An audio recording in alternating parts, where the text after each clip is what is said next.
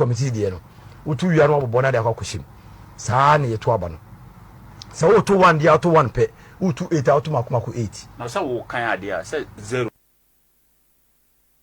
yɛne wo kasa na ɛne wo kasa na bibia kyinkyina atwan sɛ John wa na apɔsɔ otoma na yɛsrɛ woto ama number 8 a woto no free number 1 but 1 2 3 saa wokoduru number 8 a no wagyae menim sɛ de meka ne mu da hɔ a wobato afiri 1 saa woto firi soro 1 2 3 4 5 6 7 uduru 8 a ento ntra 8 wotu 8 pɛ sɛ de to unit committee deɛ no wotu wia no abobɔ na de akɔ akɔhyɛm saa ne yɛto aba no sɛ woto 1 deɛ woto 1 pɛ wotu 8 a woto makomako 8 na sɛ wo kan adeɛ a sɛ 0.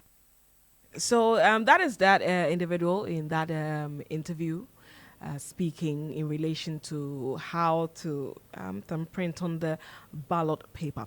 Let's go over the telephone and speak to Dr. Frank Amwakohene. He's the Ashanti Regional Secretary of the NDC. Thank you so much, sir, for joining us here on the Morning Star. Thank you, Nadine. I hope you're well, sir. I'm doing well. How are you doing, sir? I am well. Thank you for asking. And straight to the point, have you seen this video where there's an individual talking about how persons who intend to vote for the NDC's flag bearer should thumbprint about 8 times? Yes, I've seen that video circulating on social media. And as a party, is that a concern to you?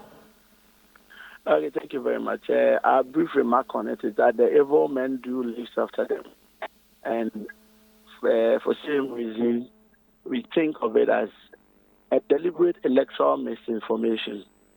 And the institutions of the Republic of Ghana that are supposed to be notified, because the NCC has a unique responsibility. Dr. Makohene. Making sure, hello? Yes, I lost you for I lost you for a brief moment. You said that you consider it to be a deliberate electoral misinformation. Kindly proceed from there.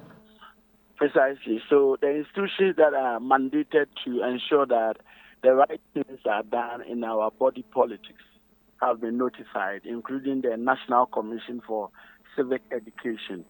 They are all and out in electoral times preaching for all the peace and all the issues. These are deliberate attempts to only misinform the public. So we are expecting them to take action. Beyond that, we also have the onus to. What form of action do you want them? Do you expect them to take? Some would say that really it's politics, and each party would adopt every means possible to get as many votes as possible. So how does this culminate in a deliberate electoral misinformation? Yes, it is politics, but we are bound to be ethical in our body politics, unless maybe we want a breakdown of the ethics that governs the way and manner we do our politics in this country, or we want to be ruthless or lawless, or we want to see us printing Baumia's picture with the head cut off and replaced with a chicken or something because it is politics. We want to see posters of the MPP in a manner that I may not be able to describe, or in the name of being politics. So, yes, it is politics, but we are bound to be ethical so that at the end of the day, when the young ones are learning from us, they will learn it in the right context and in a very proper context. So we expect the NCC to take action and call them to order. Because if same is not done, then as I equally indicated, if you see posters of MPP with, instead of the elephant, seeing a coconut or a cocoyam, then no one comes out and complains, because when the issue started, we all watched on. So we expect that same will be done and the institutions will bring them to books. Beyond that, as a political party, this is not the first time we're going to vote in Ghana. The voting has been part of us since the Fourth Republic or even the First Republic. Our folks have been voting over the years. Our old women and men, our grannies that are looking at, that video was targeting. They have been voting since JJ's time. And they all know that that is not how we vote. So we are re-echoing the proper way of voting once on the ballot in front of the umbrella or JM's picture or the box in there, making sure that it doesn't extend to the boxes below or the boxes above. So we are doing that too as a party. But our concern there is the breakdown of the ethics in our body politics, which may be a recipe for retaliation. And I'm very sure that if nothing is done about it, you will love the retaliation, and we are ready to do that. And with regard to that issue we spoke about first in relation to the thumb printing, bearing in mind that it's been shared quite a number of times, do you think that this could impact your fortunes, for instance, in terms of those who may be listening to it? If this is targeted, for instance, in the Ashanti region where you're seeking to improve the numbers? Okay, so yes, it's been shared, but if you look at the sharing, it is a sharing to the detriment of the MPP, because everyone is getting to know how evil they are. And as I mentioned earlier on, our members have been voted since. They voted in 2020, they voted in 2016, they voted in 2012. The group that may be affected will be the first-time voters. And we have a special task force that are handling the first-time voters. They have never voted before. But even for quite a majority of them, they had the opportunity of voting during the district-level elections. And there are a few ones who were registered in 2024 who have not voted actually before. So we are working hard to make sure that we orient them well, such that they don't spoil the ballot as intended by the MPP video. Okay, so for us, whatever we need to do to mitigate the adverse effect of sin, we are doing that, and we're not going to relent on sin. So our major concern is not really about our members looking at that video to go and do otherwise. In any way, they don't pick their information from the MPP. They pick their information from the NDC and the structure we use in governing our party. But our major concern is the breakdown of the ethics that governs our politics. And we think and believe that the NCCE, SRAJ, and even the Electoral Commission itself has a mandate in ensuring that we all engage in a fair play and not employing dubious tactics in making sure that voters are miseducated. And it has a history in Ashanti region. The MPP, this is not the first time they are doing that. In time past, they used to tell people who will vote for the Rollins that the election day is not for them. They will have to come and vote a day afterwards. So the unsuspecting gullible ones will go to their farms, expecting that the first day is for the people who are going to vote for Adubu Ahen and Kofo, and the next day is for the people who are going to vote for JT. Even with this, it didn't really do much so far as the victory of NDC in those times were concerned. So it's a rebirth of that electoral misinformation. But we believe that our politics has matured, and for which reason we are bound as politicians to be guided and with the greatest of discretion in not opening a floodgate that will lead to a Pandora that may cause payment in the political circles. So we are watching on, hoping that the needed institutions that are to watch us, a watchdog to safeguard our democracy, do the needful. Otherwise, I mean, when you see anything else, maybe you call me and you feel to comment on things, because we are not going to sit aloof for the MPP to play foul in this election. Finally, how is the campaign going? So far, so good. And I keep saying that this election is going to be a historic one, especially for us in our region. Because over. Dr. Amakoyene, can you hear me?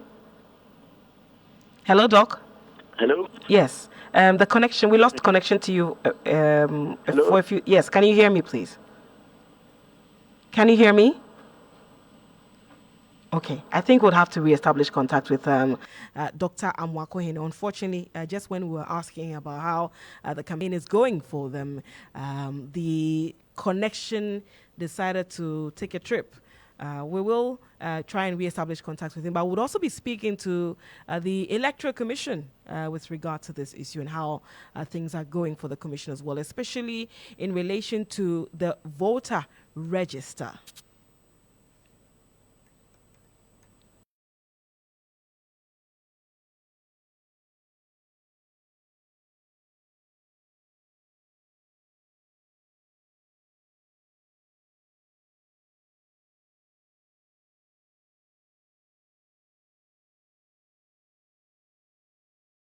to the telephone line and speak to Dr. Frank Amwakohene. He's Ashanti Regional Secretary of the NDC. Yes, so Doc, I was asking about how the campaign is going for you.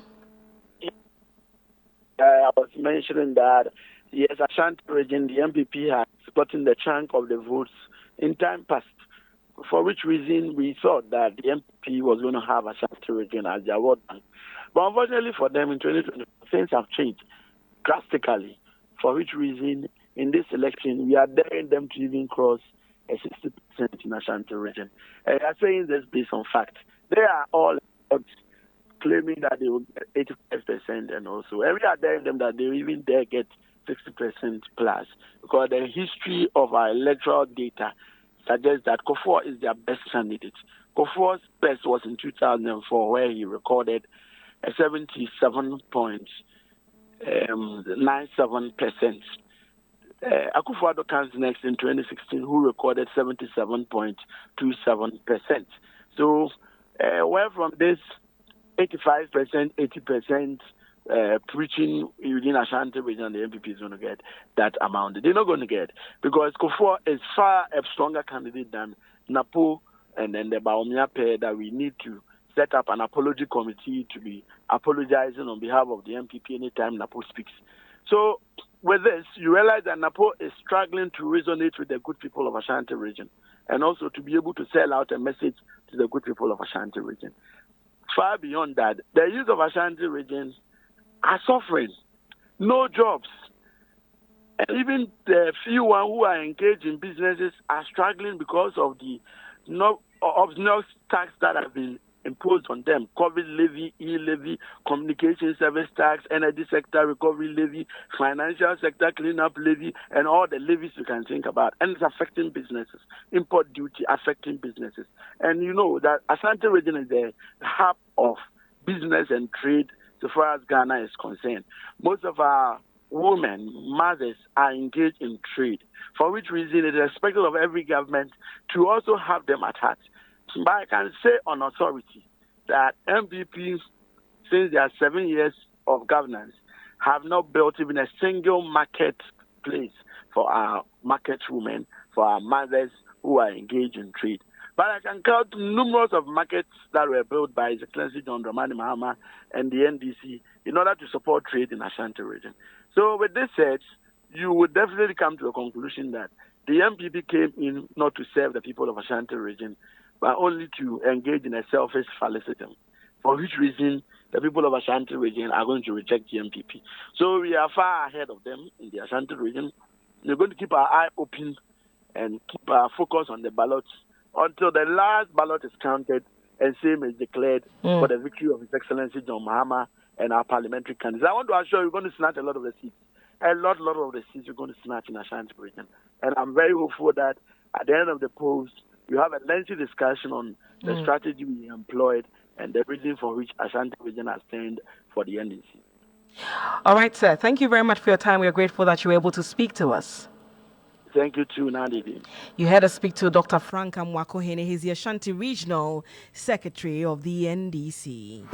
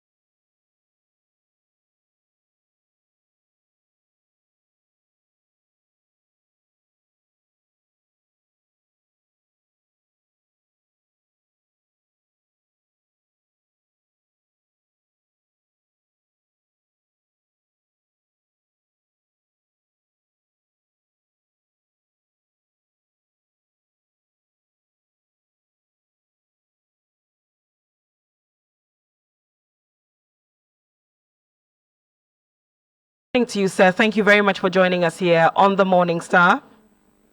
Good morning. Thank you for having me. I hope you're well, sir. By His grace, we are doing well. I suppose things are quite hectic as we near December 7. Oh, yes.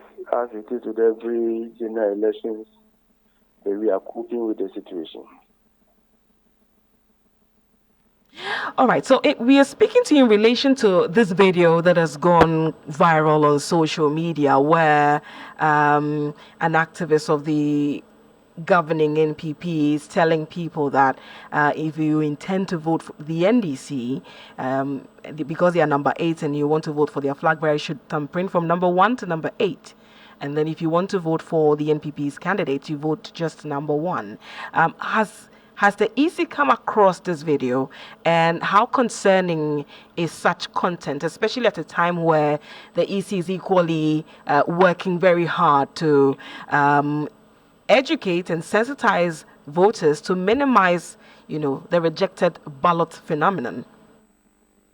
Thank you very much, but I must say that I have not come across that video.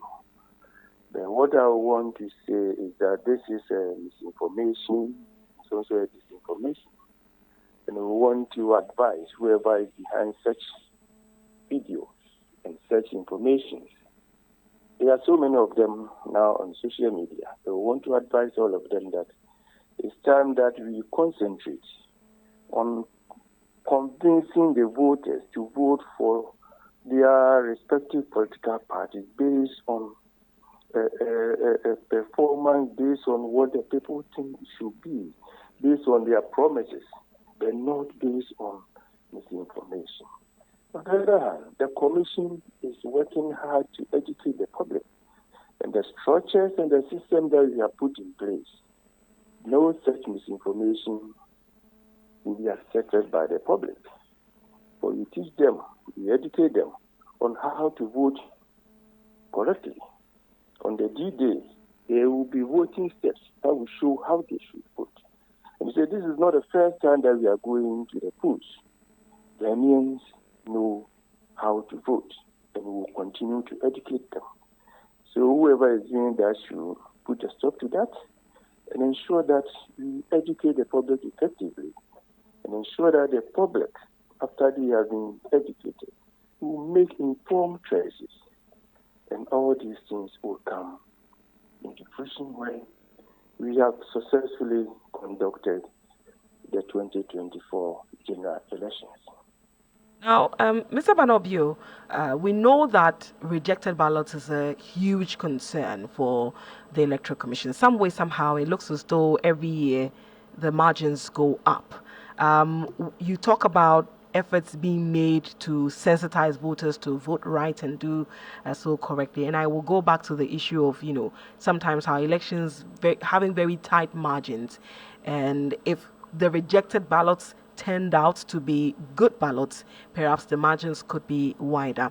What are some of these measures being rolled out to ensure that voters are well informed? You talked about structures in place. What are these structures exactly, and how is this educational sensitization process being done? Apart from educating the public through the print and electronic media, we are targeting identifiable groups where we will be educating them on all aspects of the elections, including how to vote correctly. Apart from targeting these people, our district offices at the district levels will also mount public addresses on their vehicles and go to market areas where social gatherings are, and also educate the public on that. There will be educational process at every place within the district. All the conspicuous places will be, we have education that will be posted there. And so, like me and you talking now, there's a kind of educating the public. We will leave no stone unturned in ensuring that the public is well educated so that they can vote freely, so that they can identify misinformation and disregard it. But one thing I want to say is that misinformation and disinformation do not have legs. It is we who are supposed to stop it, who post them to other social media forums. Yeah. And so what I would advise the general public is that if you have any information, any video that is misinforming the public, that is misinforming them, please let it end at your level. Do not forward it to another group thinking that it's funny so they should also see it. Because when you do, they will also be sending forwarding to other places, other platforms, and then it becomes better. And for all you know, somebody vulnerable may take it up and do same. So please, when it gets to your level and you realize that this is easy, just delete it. If you're able to do that, we will need it in the bag. And then you don't have any adverse effect on the people. But we as a commission will do our best to ensure that the voters are well educated. So that none of these disinformation will have any impact on them. Thank you very much. Now, Mr. Banobio, let's quickly touch on the voters register. At the last IPAC meeting, you gave a time frame within which is most likely to be ready. Is it ready now? We are within the period. Okay. Within 2 weeks, we are still within the 2 weeks. Okay. And we'll give it to the parties as promised. Right. And one recent issue that came up is in relation to the printing of the notice of poll and then that of the ballot papers. The earlier communication or the letter written to the parties indicated that they should send agents to be available for the printing of the notice of poll and then the ballot papers. There was a pushback from the NDC in relation to the printing of the ballot papers because they said that the complete register was not ready and it would not have the ballot or voter statistics in relation to that. And subsequently, there was a statement issued by the Electoral Commission indicating that what will be printed is the notice of poll and not the ballot papers. What exactly happened? In the statement, the Electoral Commission did say that you would not sidestep due process and you know what to do in relation to the printing of ballot papers. What exactly happened? Why was ballot papers included in that earlier communication to the parties when indeed the other processes were not completed before the printing of ballot papers? You know, elections involve various activities. At the printing stages of the elections materials.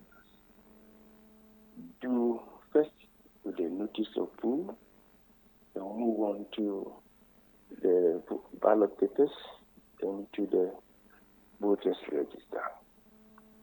The first thing that we are doing is the notice of poll. We wrote to the political party to let us have their agents who will be at the poll printing houses to supervise these exercises. Even though we're going to start with the nomination, we needed to get the comprehensive list of their agents so that when it comes to after the notice of who has been printed and we are going on to the ballot papers or the registers, we will not have to write to them again. But the first stage is that of the notice of poll. And as you know, when the sample is done, we invite all of them to come and inspect it and then append their signatures before we go into print the final notice of poll, which has been done and which is in print. But some places have already been printed. So there was nothing anybody was trying to hide or anybody was trying to do. We just needed the complete list of the political parties so that you can identify them henceforth. But, you know, in the communication that came, that the heading did say that printing of ballot papers and printing of notice of poll and ballot papers, which will begin on October 11. You know, when the communication is in that manner, it does not give room for people to assume that the ballot printing will be done at a subsequent date. If you include the date and say both and give both, the communication points to the two being done on the same day, 11th of October. Could the communication have been better? You know, we were going to meet them and have a discourse on these activities. So we needed to let them know what is in store so that they would come prepared. That was why we did it that way. We did not do that to hide anything or whatever, but we just want them to know activities are safe so that when they are selecting the agents, they will be informed in doing that. Any activity that we do, we meet them, have a discourse, and let them know. As you are talking, the ballot status is ready, and it will be made available to the political party before you start printing the ballot papers. But do you admit that the communication could have been better? What I mean is that we decided to let them know all the activities that are going to take place. Because there are others who say that there are others who have said that the EC aired and that subsequent statement indicating that you're just printing the notice of poll should have perhaps admitted that it was an error on our part to include both in that earlier communication. But you believe that the EC did no wrong? We did no wrong. We just decided to tell them no. All the activities are state, so that they will come prepared for the discussion. We will not ask them only notice of who. Then when you come, they will be talking about after the notice of who we are going to print the ballot papers. After that, we are going to print the registers. We need to let them know what we have in stock and what we need to do.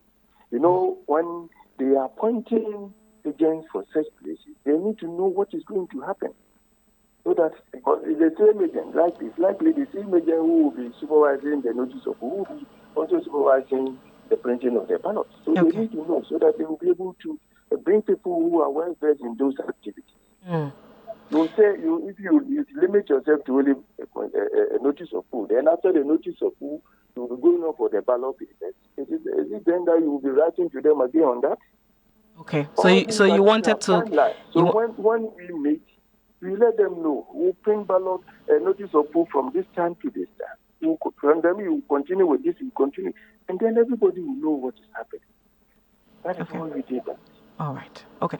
And before my final question would have to do with a recent mission by the West Africa Democracy Solidarity Network, WADEMOS, and the West Africa Elections Observers Network, a recent mission here in Ghana where they met with officials of the Electoral Commission as well as other stakeholders in the commission. One of the issues the mission said that they identified was that, yes, the Electoral Commission is doing a lot, but there seems to be a gap when it comes to communication between the EC and its stakeholders, and sometimes some minor errors that would equally have some impact on the credibility of the Electoral Commission.